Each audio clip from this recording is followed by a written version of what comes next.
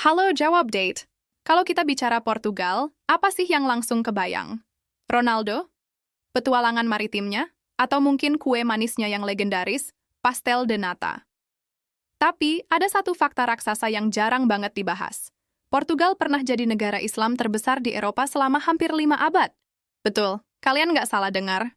Jauh sebelum jadi pelopor navigasi dunia, wilayah Portugal adalah bagian penting dari kekhalifahan Islam, yang kita kenal sebagai Al-Andalus.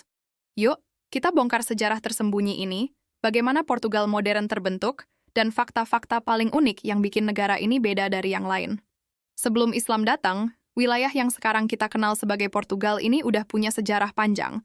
Ada jejak manusia Neandertal, lalu datang Kekaisaran Romawi yang menaklukkannya dan mendirikan Provinsi Lusitania.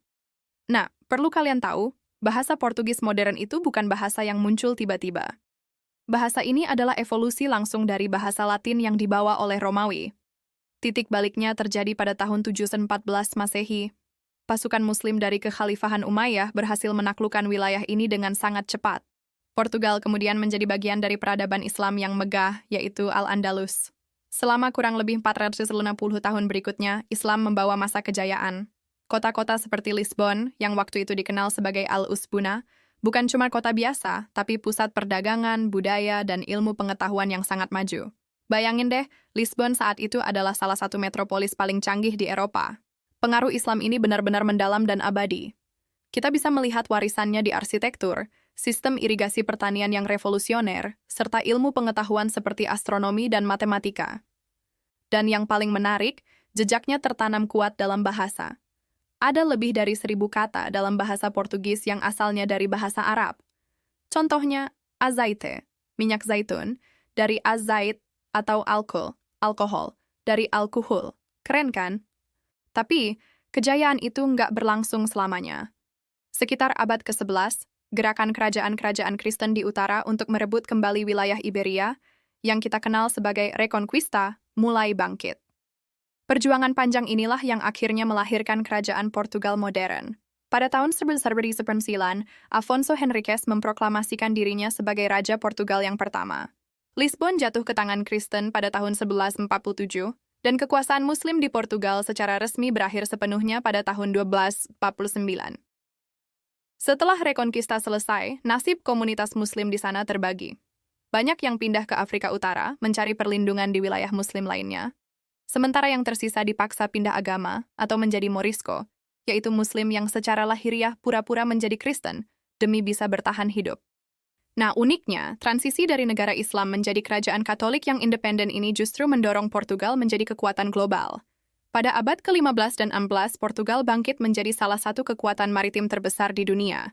Mereka memelopori zaman penjelajahan, menemukan rute ke Afrika, India, Brazil, hingga Asia Tenggara. Kekuatan inilah yang menjadikan Portugis disegani di seluruh penjuru dunia. Sayangnya, masa keemasan itu perlahan memudar. Setelah mengalami kemunduran, monarki Portugal akhirnya digulingkan oleh revolusi pada 5 Oktober 1910, dan Portugal resmi menjadi republik hingga hari ini.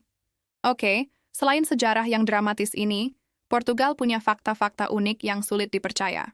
Siap-siap kaget ya. Pertama, mereka punya raja dengan masa jabatan tersingkat di dunia. Namanya Luis Filipe. Pada 1 Februari 1908, ayahnya, Raja Carlos Ramirez, tewas ditembak.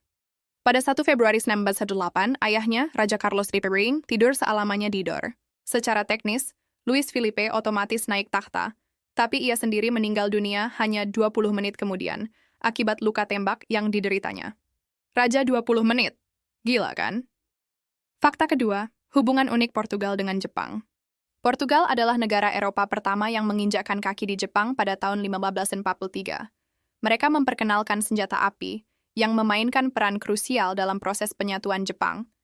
Tapi yang lebih mengejutkan, makanan Jepang yang kita kenal dan cintai, tempura, ternyata berasal dari bahasa Portugis. Tempura diambil dari kata tempero, yang artinya bumbu atau cara memasak. Jadi, setiap kali makan tempura, kalian sebenarnya lagi merasakan sentuhan Portugal. Ketiga, Portugal adalah Raja Gabus dunia. Mereka adalah produsen gabus terbesar, menyuplai sekitar 50% kebutuhan global. Mereka adalah produsen gabus terbesar, menyuplai sekitar 50% kebutuhan global. Gabus ini diambil dari kulit pohon oak, dan sering banget dipakai buat tutup botol anggur. Keempat, bahasa Portugis adalah bahasa ke-9 yang paling banyak dituturkan di dunia, dengan sekitar 258 juta penutur, dan jadi bahasa resmi di 9 negara. Jadi, kalau kalian bisa bahasa Portugis, prospek globalnya luas banget. Kelima, Portugal punya toko buku tertua di dunia yang masih beroperasi, namanya Livraria Bertrand di Lisbon. Didirikan sejak tahun 1732. Bayangin, toko buku itu sudah ada sebelum Amerika Serikat merdeka. Dan tentu saja, nggak lengkap tanpa menyebut pastel de nata, kue tart gustar renyah yang merupakan makanan nasional mereka. Kue ini pertama kali dibuat oleh biarawan pada abad ke-18, dan resepnya masih jadi rahasia sampai sekarang. Saat ini, Portugal adalah negara maju dengan ekonomi berpenghasilan tinggi. Gajinya juga lumayan loh, UMR-nya di tahun 2025 saja diperkirakan mencapai sekitar 16,7 juta rupiah per bulan. Terus, bagaimana dengan Islam saat ini? Komunitas Muslim di Portugal tergolong kecil, hanya puluhan ribu orang. Kebanyakan adalah imigran dari negara bekas jajahan mereka, atau negara Asia Selatan, jadi bukan keturunan langsung dari era Al-Andalus. Meskipun begitu, Masjid Sentral Lisboa tetap berdiri megah sebagai pusat kegiatan mereka. Untuk menutup perjalanan kita, kalau kalian suatu saat ke Lisbon, jangan lupa kunjungi Kastil São Jorge.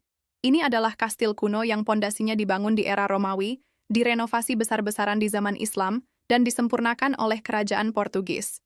Sejarah 3 peradaban di satu tempat.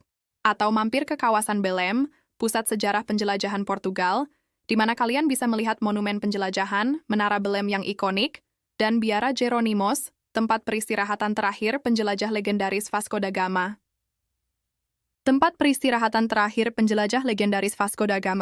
Portugal adalah negara yang penuh kontradiksi dan kejutan. Dari pusat peradaban Islam menjadi pelopor Katolik di samudra, sejarahnya sungguh tak terduga dan menarik untuk dipelajari. Terima kasih sudah nonton sampai akhir. Kalau kalian suka konten seperti ini, jangan lupa like, komen, dan subscribe ya. Sampai jumpa di video selanjutnya.